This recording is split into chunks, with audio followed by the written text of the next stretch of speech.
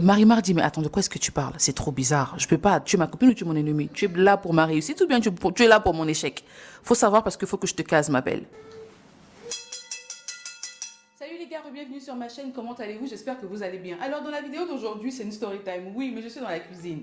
J'étais en train de préparer mon gâteau tranquillement et je vois un message d'une abonnée. Mais Seigneur Jésus, l'histoire est vraiment digne d'une histoire, d'un film sorti tout droit de chez Amande Chic, parce que c'est traumatisant. Bref, sans plus tarder, on va commencer.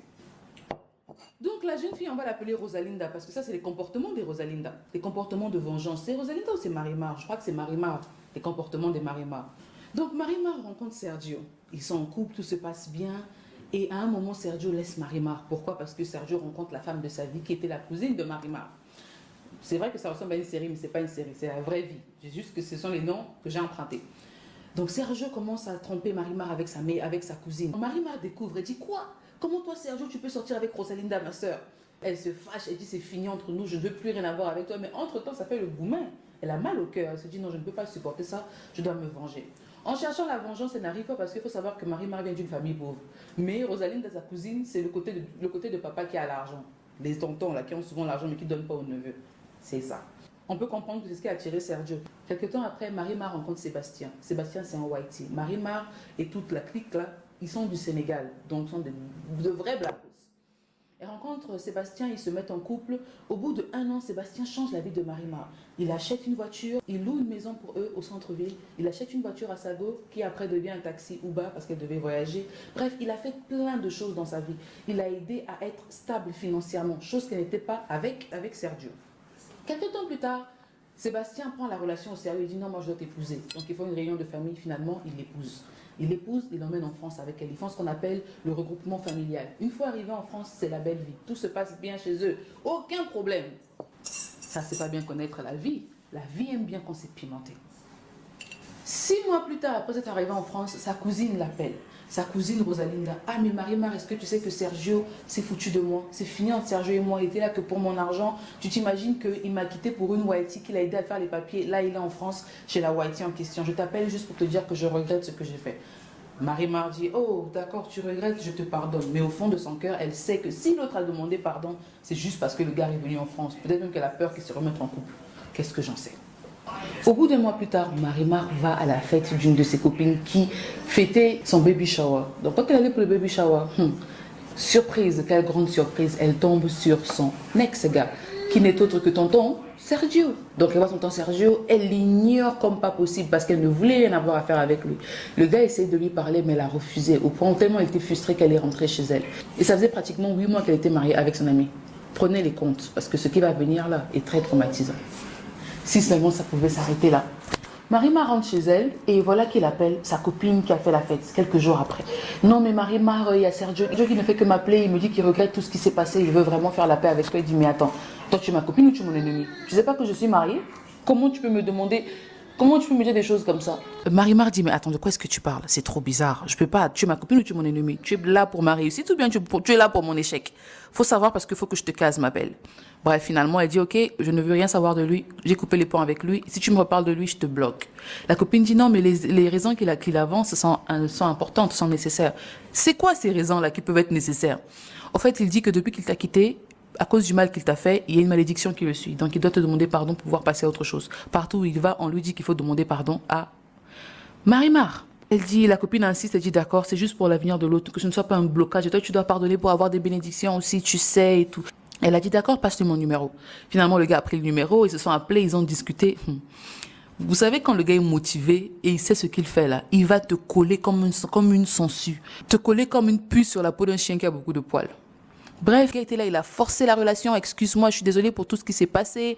J'avais pas envie de te blesser. Je suis désolée, je veux juste que tu me pardonnes. Au début, Marimar était très réticente. Après, elle s'est ouverte. Elle a dit d'accord, je te pardonne, on passe à autre chose. Il dit ok, d'accord. Et puis, il commençait maintenant à parler de sa vie. Il a dit à Marimar qu'il habitait en colocation avec des gens, que voilà, c'était pas trop ça et tout. Donc, 2 mois plus tard, il continuait toujours à parler avec Marimar. Et il dit à Marimar, ah finalement, j'ai trouvé un appartement, un travail stable. Je voudrais célébrer ça avec toi parce que tu es la seule vraie amie que j'ai ici, parce que je suis passée par beaucoup de choses et je connais personne, on va dire. Marimar dit ok, pourquoi ne pas le faire? Tout ça là, son mari n'était pas au courant. Il a dit, bon d'accord, faut qu'on prenne un pot pour célébrer. Donc ils sont sortis, ils sont allés dans Paris, vers Château-Rouge. Vous voyez dans le 18e là. C'est là-bas qu'ils sont allés.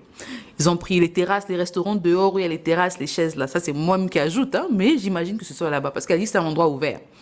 Ils se sont assis, ils ont pris un thé, ils ont fini de discuter. Elle devait rentrer chez elle tranquillement. Au lieu de s'arrêter là, le gars dit non, mais je veux que tu viennes chez moi. Mon appart, j'ai pas encore de meubles. Je veux juste te montrer chez moi et tout.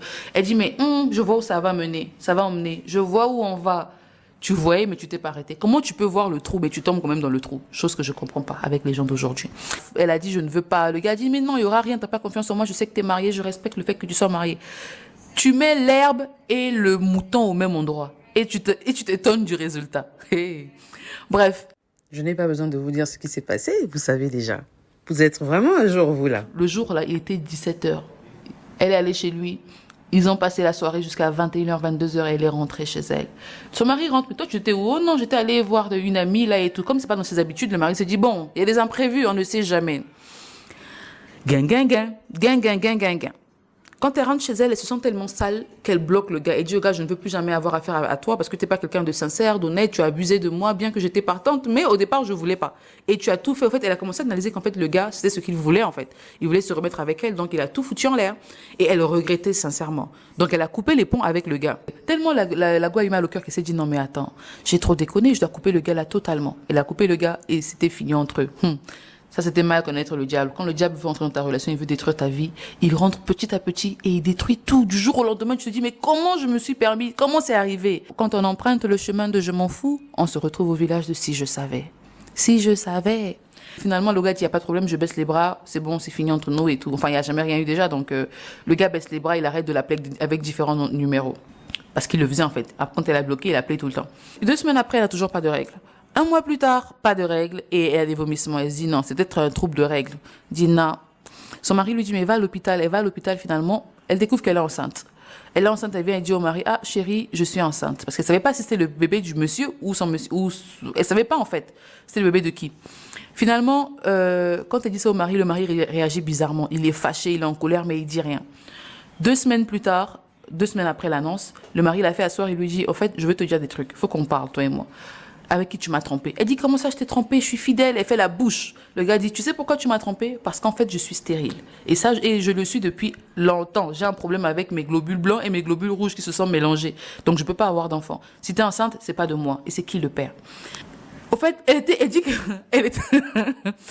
qu'elle était confuse entre se fâcher parce que le gars lui a caché qu'il était stérile et se demander pardon parce qu'elle a trompé le gars en fait. Elle savait pas où se mettre. Donc elle a commencé à dire au gars oui, je t'ai trompé avec mon ex, j'ai pas fait exprès, voilà. Il a expliqué au gars. Le gars a dit d'accord, je te comprends, je suis pas à te pardonner à rester en couple avec toi à une condition. Tu ne dis pas à ton gars là que tu es enceinte de lui et on va élever l'enfant nous-mêmes. L'enfant portera mon nom, il aura les papiers et tout, ça sera mon fils en fait. Maintenant, elle dit au gars, mais attends, toi tu es white, je suis black. Si j'accouche là, l'enfant sera noir. Qu'est-ce que les gens vont penser? Oh non, mais on pourrait leur dire qu'on a adopté l'enfant. Elle dit non. Il veut dire que l'enfant va grandir en pensant que nous ne sommes pas ses vrais parents. Mais qu'est-ce que tu ne comprends pas? C'est pas son papa? Et plus tard, j'aurai des comptes à rendre à l'enfant.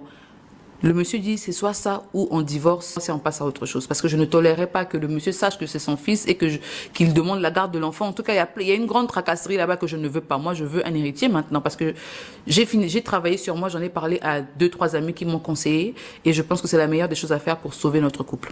Marie-Mère a dit non, Sébastien, tu es beau, tu es intelligent, tu as l'argent et tout, mais il me faut du temps pour réfléchir parce que sinon... je ne sais pas ce que je fais de ma vie. Donc voilà pourquoi elle m'a envoyé l'histoire sur Instagram et elle m'a demandé de partager avec vous pour que vous puissiez dire en commentaire ce que vous en pensez. Ne soyez pas méchants dans les commentaires. Soyez gentils. Aidez-la parce qu'elle a vraiment besoin d'aide. Imaginez-vous à sa place en fait. Sachant que vous avez l'avenir, enfin, sachant que vous êtes arrivé en Europe pour vous chercher et tout, en moins de 1 an, tu n'as même pas fait 1 an en France que tu es sur le point de repartir. Oh, parce que voilà, tu es sur le point de changer de style de vie. Parce que la go vivait dans le 16e, elle m'a dit. Donc, vous voyez un peu, c'est une go de la FAF. Donc, et le gars, il est fructueux. Prenez tout en compte. Soyez sincères dans vos messages parce qu'on a vraiment besoin. Je dirai en commentaire aussi ce que j'en pense. Mais avant toute chose, j'aimerais vous lire. Abonnez-vous, laissez un pouce bleu et on se dit à la prochaine. Ciao, ciao. Et j'oublie de vous dire, toutes mes informations sont en barre de description. À la prochaine pour notre story time. Et envoyez-moi vos story time intéressantes parce que ce que dans mes DM là, c'est vraiment, vraiment...